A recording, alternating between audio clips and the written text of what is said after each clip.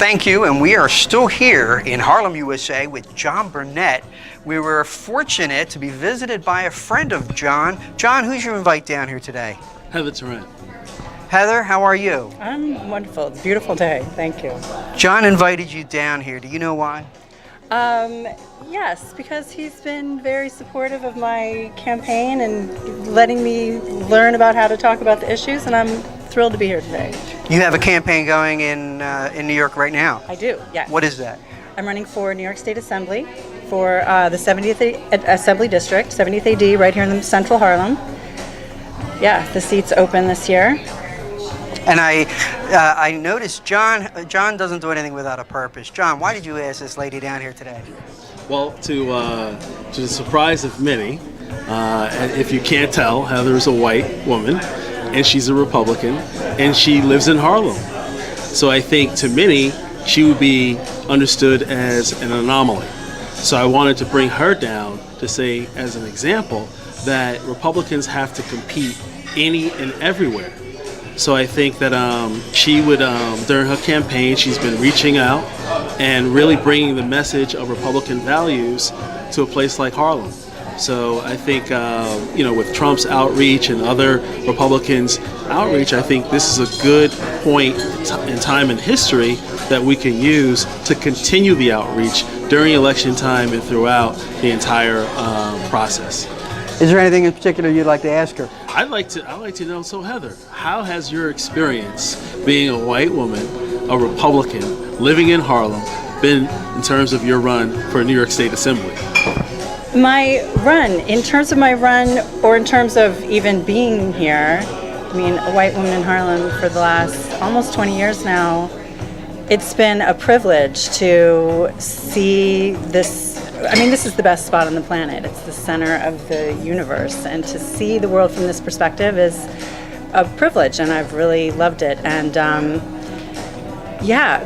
as you mentioned, being a Republican doesn't come up that often, but I see the Republican values here every day. Work hard, the people fighting to keep their own money and just have good rewards for hard work is, I think, a Republican value that we take for granted. It's become sort of the bottom line, and it's not the bottom line. It's the whole market. It's every bottom line in the society is what Republican values used to be and can be. And I see that in Harlem all the time. The community cares about the community. We shop in the community. We support local businesses. We support, people who are trying to rise up. And we raise people up. I mean, look at the circles you run in this neighborhood. I mean, I'm not even there yet.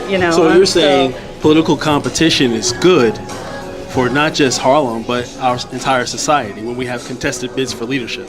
Oh, absolutely. This race, the fun thing about running in Harlem is people really care about the issues and always really know what they care about and know what's going on and take control of their environment. And everybody, of course I'm voting.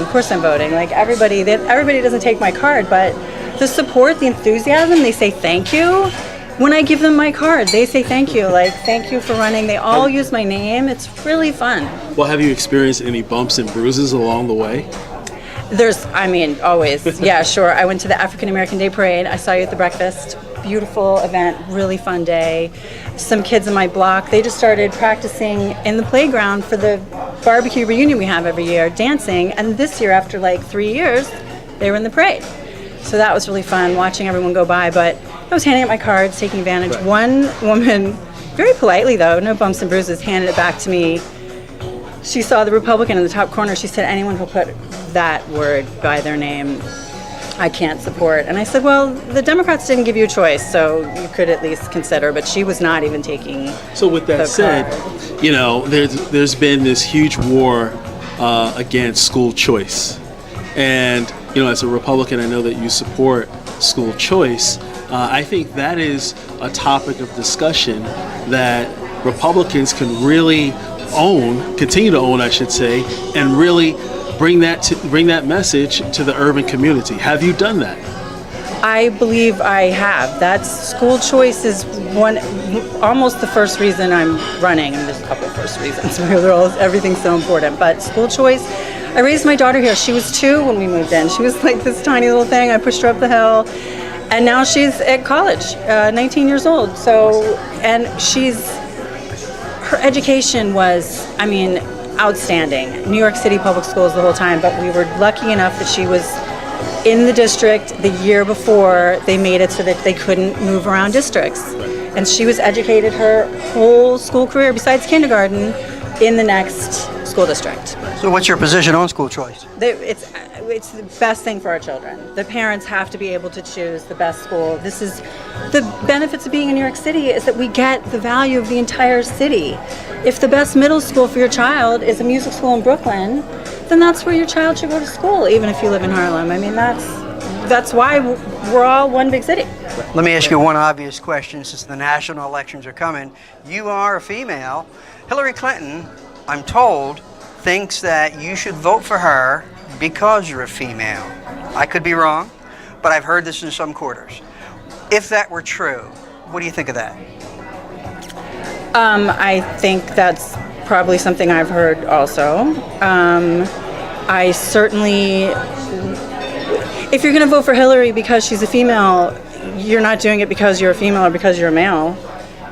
Like that, me being female has really nothing to do with me choosing to vote for her because she's female. Her being female informs a lot of how, the way she sat through those 3 days of hearings. I don't want to vote for Hillary Clinton. She has some ideas I agree with, but she has a lot of great ideas I don't. But she's certainly qualified. That's not an argument. And while there are things she wants to do with the country that I don't want to see happen, I am happy to have a calm hand at the helm.